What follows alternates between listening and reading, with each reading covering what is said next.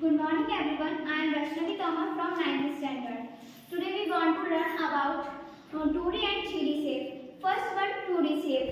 2D shape which has two dimension means ऐसे shapes जिनकी two dimensions होती हैं उन्हें हम 2D shape कहते हैं. And in 2D shape we find only area and perimeter. हम 2D shape में only on area and perimeter find करते हैं. Second one 3D shape. 3D shape which has three dimensions means ऐसे shapes जिनकी 3 dimensions होती हैं उन्हें हम 3D shapes कहते हैं.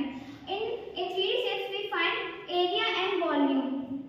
So now we learn about 2D shapes. First one triangle. So Goldie please come and explain the triangle. Good morning everyone. My name is Goldie Pachwari. I want to talk about the triangle.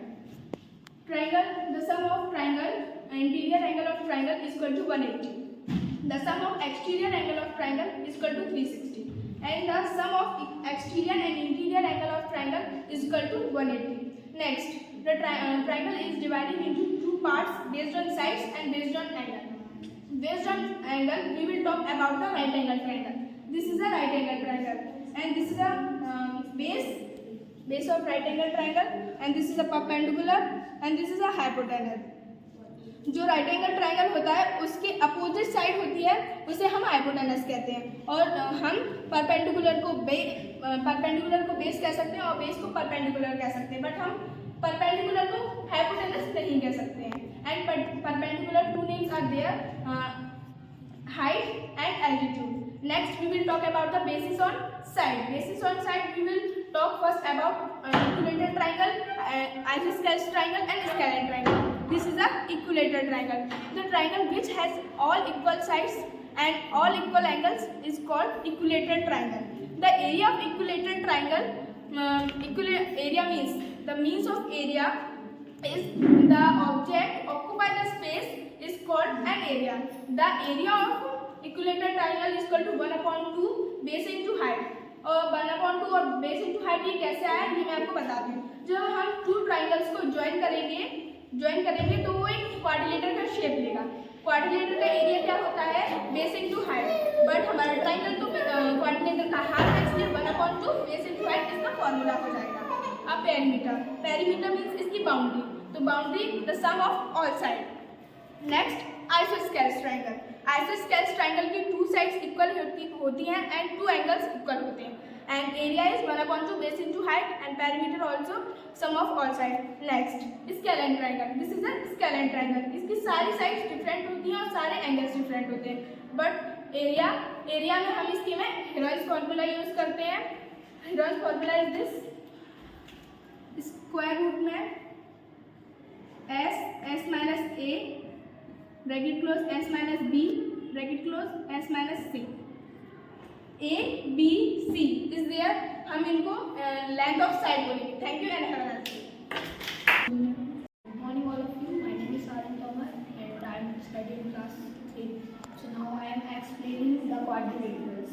Quadrilateral is a 4 side and 4 angle figure, and quadrilateral has 5 type of quadrilateral: square, rectangle, parallelogram, rhombus, and trapezium. It is the type of quadrilateral. So we are now talking. Good morning. My name is Nandita Omar from class 8. I explain square, which is a quadrilateral. This is a square. First we know what is square. A closed figure, मतलब which figure is closed. This is not open. This is a closed figure. So closed figure which has 4 sides and 4 angles is called square. It also bisects each other. Means this is a bisect each other. And only square on and rhombus, जिसमें मतलब perpendicular bisects करते हैं diagonals, तो that's square. Square का हम area देखेंगे. Area square का होता है बेस इनटू हाइट. अब कैसे आया? तो this is the base of square and this is height. So base into height, when we multiply base and height, we get the area of square. Next is perimeter. Perimeter of square is sum of all sides. sides. Means this is sides of square. Then we sum, we get a perimeter of square. Thank you. Good morning, all of you. My name is Sonata. I will talk about rectangle. Rectangle, which closed figure which has four sides and four angles are equal and two opposite sides are equal. Each angle is 90 degree. Area is base into height. कुछ लोग बोलते हैं length to breadth. Length base को length बोल सकते हैं और height को भी ब्रेथ बोल सकते हैं. इसका दूसरा formula length into breath.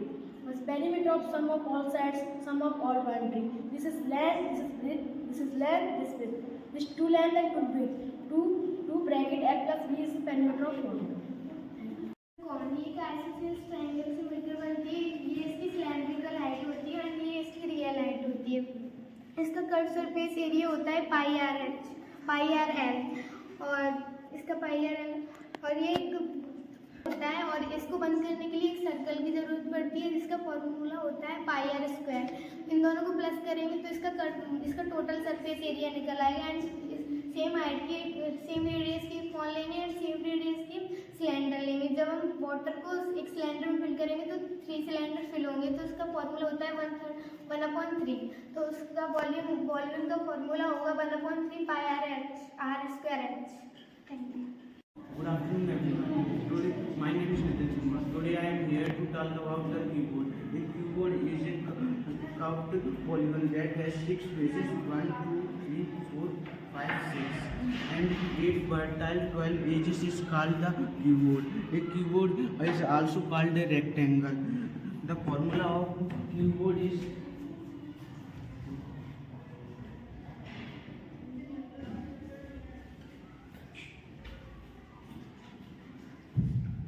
2 LB length and breadth. Length और ब्रेथ 2 हैं जिसकी वजह से 2 LB और ब्रेथ एंड हाइट ब्रेथ और हाइट 2 हैं और हाइट और लेंथ 2 जिसकी वजह से 2. Thank you. Good afternoon, all of you. My name is Mohit Sharma from class 9. We are talk about a parallelogram. The quadrilateral figure which has two equal sides and equal angle is called parallelogram. Parallelogram are the closed figure and the area of parallelogram base into height and perimeter sum of all sides. Thank you and have a nice day. I talking about rhombus. Rhombus is a 2D shape which has four sides and 4 angles. Opposite angles are equal and opposite sides are equal. 2 sides are both. Diagonals are perpendicular and bisect each other. His area is 1/2 d1 into d2 and base into height. Perimeter sum of all sides या 4 into sides बोल सकते हैं. Thank you. Good morning, all of you. My name is Sadik Omar and I am explaining the trapezium. Trapezium is a part of quadrilateral and it is only the part of quadrilateral that have only 2 parallel sides and its area is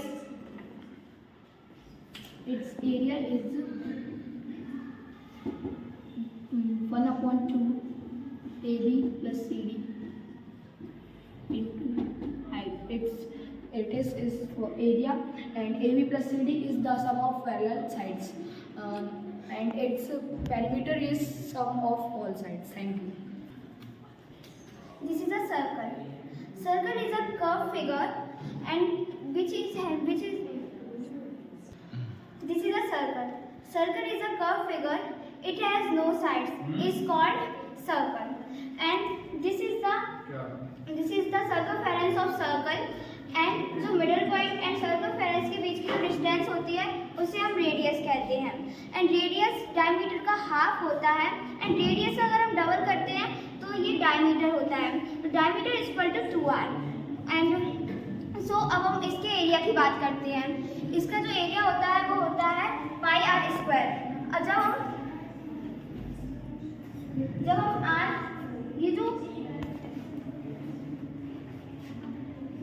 ये दोनों are होते इनको जब हम into करेंगे एक दूसरे से तो ये आर स्क्वायर हो जाएंगे. और पाई का यूज हम इसलिए करते हैं क्योंकि यह सर्कमफेरेंस एंड डायमीटर का रेशियो होती है, तो इसका एरिया हो जाएगा pi r square. Then circumference of circle, इसका सर्कल 2 पाई आर होता है, क्योंकि जब हम आर को प्लस करेंगे तो ये 2r हो जाएंगे, और पाई का भी मैंने आपको बताया था कि ये सर्कमफेरेंस एंड डायमीटर का सम होती है, तो इसका फॉर्मूला हो जाएगा 2 pi r। And then I am explain the semi circle, this is the half of circle. मैंने आपको भी बताया था कि जो मिडिल पॉइंट एंड सर्कमफेरेंस के बीच की डिस्टेंस होती है उसको हम रेडियस कहते हैं, और रेडियस डायमीटर का हाफ होता है और रेडियस का डबल डायमीटर होता है। तो अब हम इसके एरिया की बात करते हैं। तो मैंने आपको भी बताया कि सर्कल का जो एरिया होता है वो पाई आर स्क्वायर होता है। अब सेमी सर्कल तो सर्कल का हाफ है ना, तो इसका जो एरिया होगा वो 1/2 पाई आर स्क्वायर होगा। Then circumference of circle, circumference of circle अभी मैंने आपको बताया था सर्कल 2 पाई आर। तो जब मान लेते हैं यहाँ से अगर हम चलेंगे तो ये पूरी डिस्टेंस होगी r, तो जब उसे यहाँ तक पूरा कंप्लीट करना होगा तो ये पूरा डायमीटर है इसका, तो जब तक यहाँ तक चलेगा तो इसकी पूरी डिस्टेंस होगी पाई आर प्लस डी, और पाई इसलिए आया क्योंकि ये सर्कमफेरेंस एंड डायमीटर का सम है। Thank you.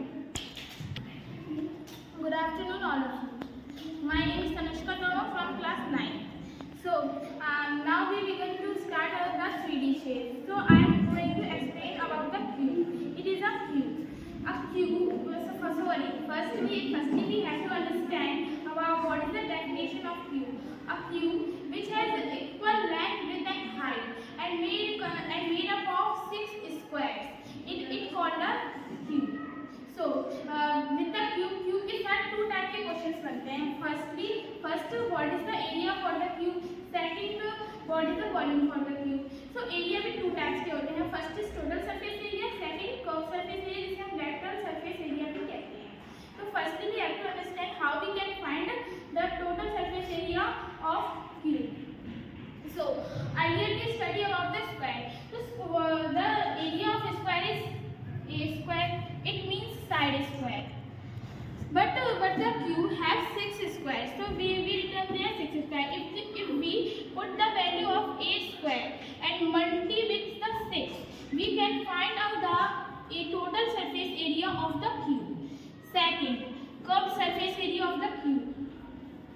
In a curved surface area, जो curved surface area होता है उसमें कुछ जो curved surface area होता है उसमें कुछ पार्ट्स हट जाते हैं, पर अपर एंड लोअर पार्ट हट जाता है, तो मतलब बिल्कुल होलो हो जाता है, मीन्स बिल्कुल खोखला हो जाता है। अगर हम ऊपर और नीचे का पार्ट हटा देंगे तो 1 2 3 4 स्क्वायर्स बचेंगे।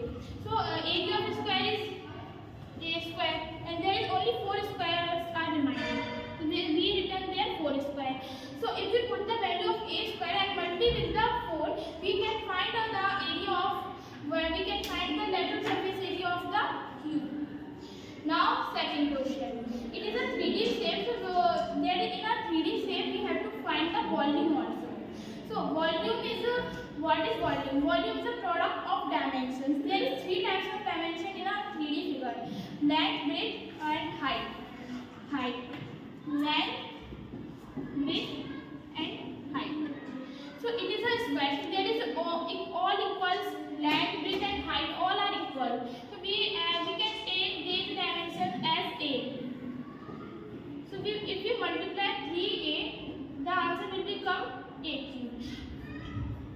So if we put the if we doing the cube of side, if we doing the cube of a cube, we can find the volume of the cube.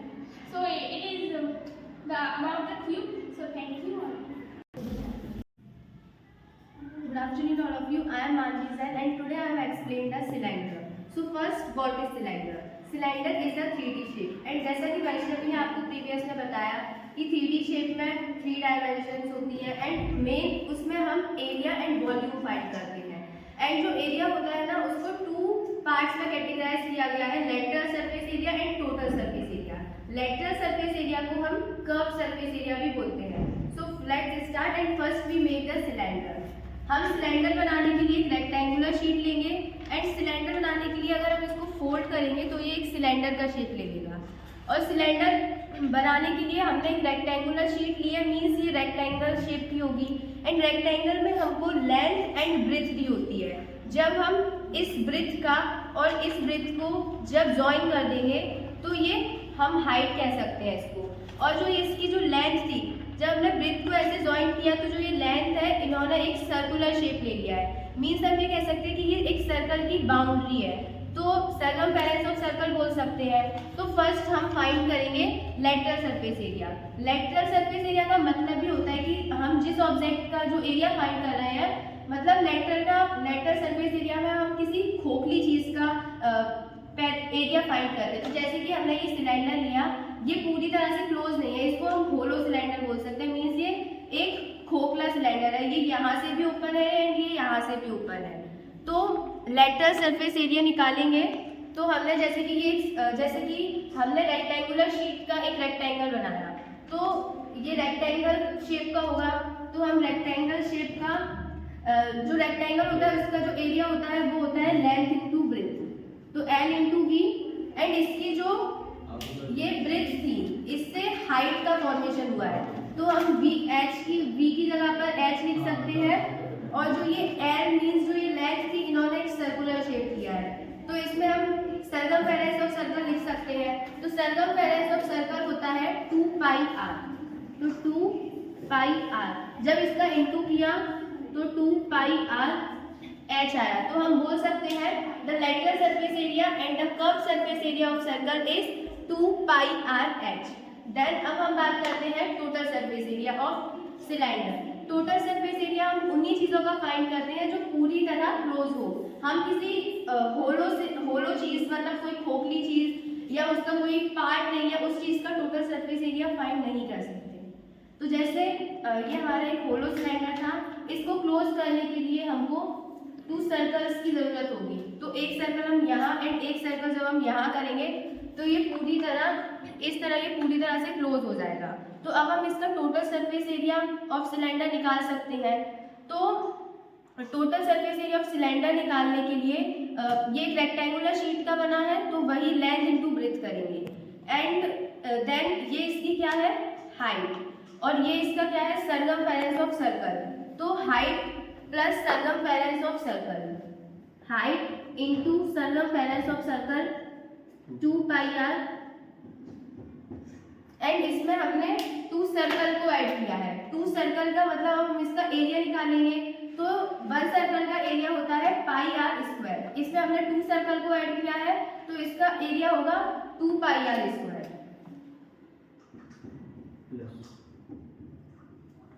तो जब हम इसको अब हम इसमें लेंगे कॉमन, तो इसमें हम कॉमन लेंगे तो